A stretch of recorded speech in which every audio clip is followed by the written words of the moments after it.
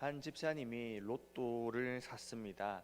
가정 형편이 어렵기도 하였고 또 남들이 하니까 왜 그런가 싶어 재미로 사서 그것을 남편에게 자랑을 하였습니다. 그런데 그 로또를 보고 남편 집사님이 화를 내었습니다. 한참이나 로또 때문에 서로 다투게 되었습니다. 그 이유가 무엇이냐면 그 로또가 덜컥 당첨이라도 되면 어떡하느냐라는 것 때문이었습니다. 아내는 괜히 될지 안 될지도 모르는 일을 가지고 되기도 전부터 괜히 그런다라면서 말하였고, 남편은 로또가 되어버리면 온 가정이 파탄이 날 거라면서 화를 냈습니다. 결국 재미로 샀던 그 로또는 찢겨져 쓰레기통으로 들어갔고, 그 집사님 가족은 다시는 로또를 사지 않게 되었습니다. 이 이야기는 저희 가정의 이야기였습니다. 제가 어렸을 때 부모님의 행동을 보면서 이해하지 못하였습니다. 되지도 않을 건데 그걸로 왜 싸우는지 이해할 수 없었고, 또 되면 좋은 건데 왜 찢어버리는 건지 괜히 아깝기도 한 것이었습니다. 그러나 이제는 이해합니다. 고난이 없는 축복은 축복이 아닌 저주입니다. 로또에 당첨된 수많은 사람들의 그 마지막이 비참한 것은 준비되지 않은 사람이 복을 받으면 그 복이 도리어 그 사람과 그 가정을, 그 인생을 망쳐버리기 때문입니다. 오늘 말씀에도 하나님은 약속의 땅 가나안, 축복의 땅 가나안에 들어가기 전 이스라엘 백성에게 40년의 광야 생활을 허락하신 이유를 설명하십니다. 그 이유는 바로 축복이 축복되기 위해선 광야의 훈련이 필요하였기 때문입니다. 오늘은 말씀을 통하여서 하나님이 이스라엘 백성에게 원하신 것은 무엇인지를 살펴보고, 우리의 삶에도 필요한 것이 무엇인지, 기억해야 할 것이 무엇인지 함께 나누고자 합니다. 2절과 3절 말씀을 우리가 같이 다시 한번 한 목소리로 읽겠습니다. 시작. 내 하나님 여호와께서 이 40년 동안에 내게 광야 길을 걷게 하신 것을 기억하라. 이는 너를 낮추시며 너를 시험하사 내 마음이 어떠한지 그 명령을 지키는지 지키지 않는지 알려 하심이라. 너를 낮추시며 너를 줄이게 하시며 또 너도 알지 못하며 내 조상들도 알지 못하던 만나를 내게 먹이신 것은 사람이 떡으로만 사는 것이 아니요 여호와의 입에서 나오는 모든 말씀으로 사는 줄을 내가 알게 하려 하심이니라. 아멘. 오늘 본문 신명기 8장의 핵심은 이 2절과 3절에 다 나와 있습니다. 하나님께서 40년 광야 생활을 이 이스라엘 민족에게 허락하신 이유는 첫 번째로 이스라엘 민족을 시험하시고 명령에 순종하는지 아닌지를 알게 하신 것과, 두 번째로 사람이 떡으로만 사는 것이 아닌 하나님의 말씀으로 사는 줄을 가르치기 원하심이었습니다. 40년 광야에서의 훈련을 통해 오합지졸이었던 이스라엘 민족은 마침내 여호와의 군대로서 가나안 땅을 정복할 만한 훈련된 민족이 되었습니다. 하나님이 움직이라 하면 움직이고 하나님이 멈추라 하면 멈출 줄 아는 그런 잘 훈련된 백성이 된 것이죠. 이것은 뒤이어 나오는 가나안 정복 전쟁에도 잘 드러납니다. 가나안의 첫 성읍인 여리고를 정복할 때에도 이스라엘은 하나님의 말도 안 되는 사람의 시각으로 보면 이해할 수 없는 그 일에 순종하였습니다. 하루에 한 바퀴씩 6일을 그 성읍을 돌았고 마지막 7일째에는 7바퀴를 돌라는 그 명령, 그것은 사람의 관점에서 보면 말이 되지 않는 것이죠. 그러나 하나님은 이스라엘의 힘이 아닌 자신의 능력으로 여리고 성을 무너뜨림을 보여주면서 이스라엘의 정복 전쟁에 하나님이 함께 하심을 보여주셨습니다. 40년 광야 생활 가운데 이스라엘은 하나님의 도우심만을 바라보게 되었고 잘 훈련되어져서 그 명령에 순종하게 됩니다. 하나님의 도우심만을 바라보게 되었고 그것이 축복의 땅을 얻게 되었을 때 그 모든 것 하나님의 도우심임을 고백할 수 있게 되었습니다.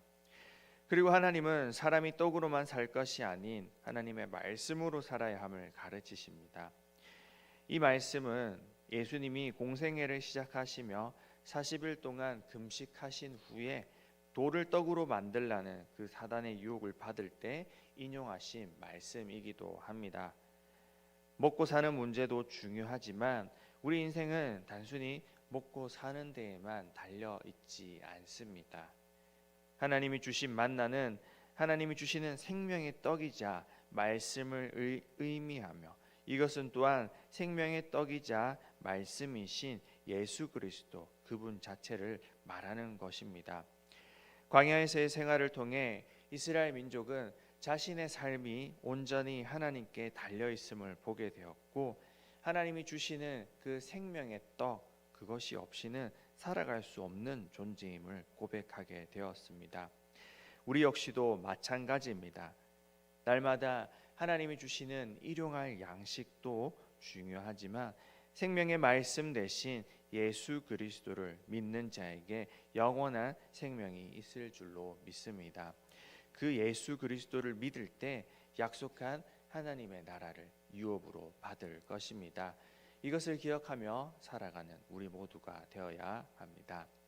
또한 11절부터 20절까지는 여호와 하나님을 잊지 말라 명령하고 계십니다.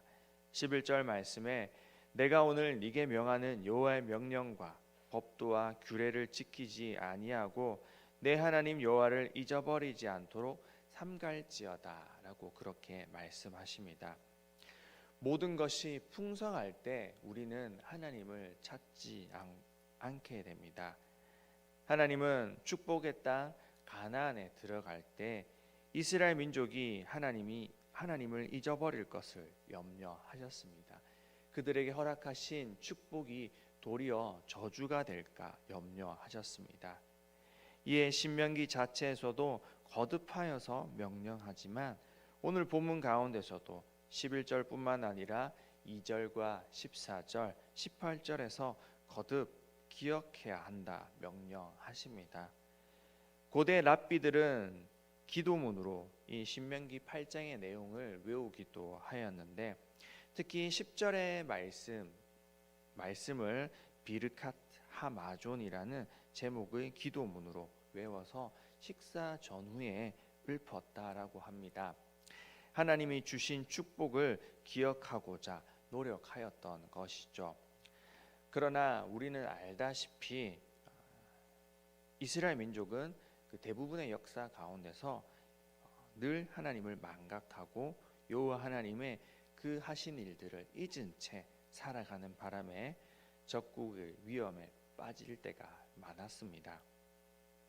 광야를 경험했던 세대들은 약속의 땅을 차지하고 감사하였지만 그 다음 세대, 그러니까 고난을 경험해 보지 않은 세대들은 그것이 감사한 일인지 모르고 원래부터 있던 것인 양 그렇게 감사를 잊고 살아가게 되었습니다.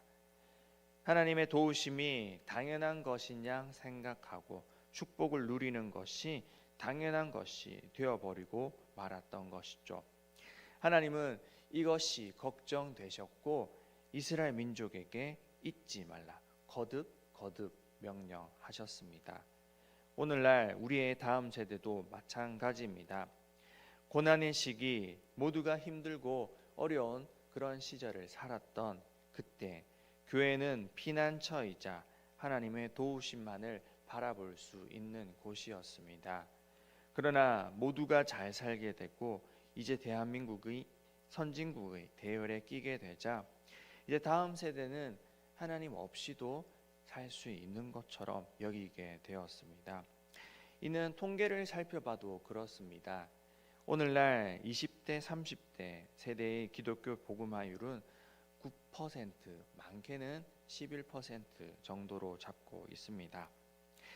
다음 세대의 신앙의 전수가 만약 우리나라의 복음이 전해진 이후로부터 다음 세대에게 계속해서 복음이 제대로 100% 전하셨더라면 얼마나 지금 복음화율이 되었을까라고 계산을 해보니까 지금쯤 한 40%, 많게는 한 50%까지 복음화율이 되었을 것이다 라고 그렇게 추산됩니다. 수많은 다음 세대가 하나님 없이도 살 수 있을 것이라 여기고 하나님을 떠나서 그렇게 살게 된 것이죠. 그러나 그럼에도 불구하고 희망적인 것은 하나님은 그런 믿음의 자녀들을 내버려 두지 않으시는 분이기에 언젠가 그 다음 세대가 돌아오게 하실 분이라는 사실입니다. 제가 30대, 40대 세대의 교구를 맡아서 새가족 신방을 하게 되면 수평 이동으로 교회에 나오시는 분들도 제법 있지만 아예 신앙이 없으시거나 초신자인 경우도 종종 보게 됩니다. 그런데 그분들이 왜 교회에 나오게 되셨는지 제가 그 이유를 여쭤보면 어렸을 적 부모님을 따라서 교회를 잠시 다녔던 기억 혹은 할머니와 함께 교회를 다닌 기억이 있었던 것을 고백하곤 합니다. 그리고 자신은 이유를 알 수 없는데 왜 예배 자리에 나오면 그냥 자리에 앉기만 하면 눈물이 나오는지 모르겠다라며 그렇게 고백하는 분들이 종종 있습니다. 그분들은 알지 못하지만 우리는 잘 알죠. 성령 하나님이 마음을 만지고 계신 것이고 성령 하나님이 함께 하심을 경험하였기 때문일 것입니다.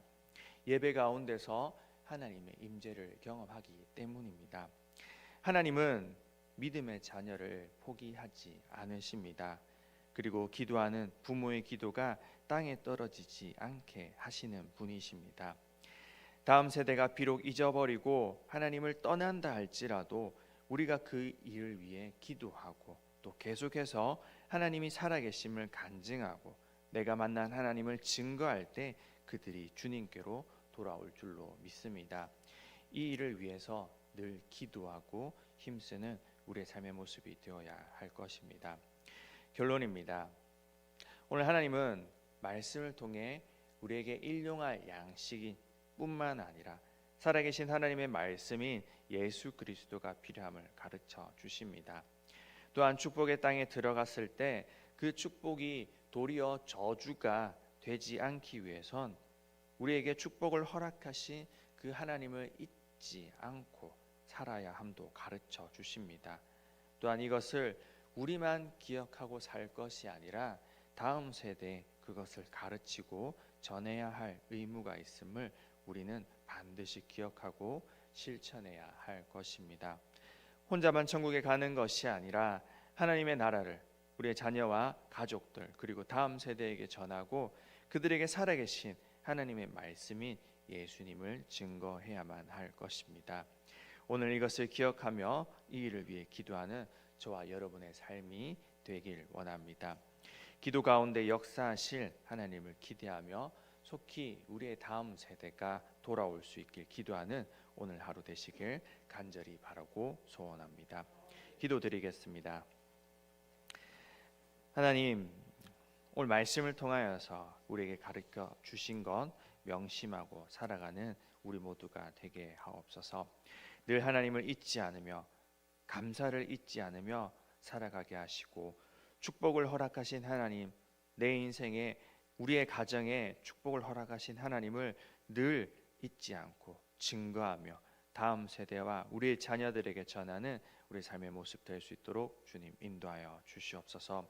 또한 이 시간 주님 앞에 귀한 예물 올려드립니다. 감사로 올려드리오니 주님 받아 주시옵소서.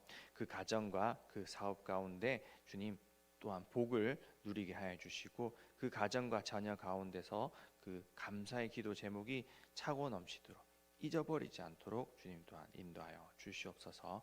감사드립니다. 예수님 이름으로 기도드립니다. 아멘.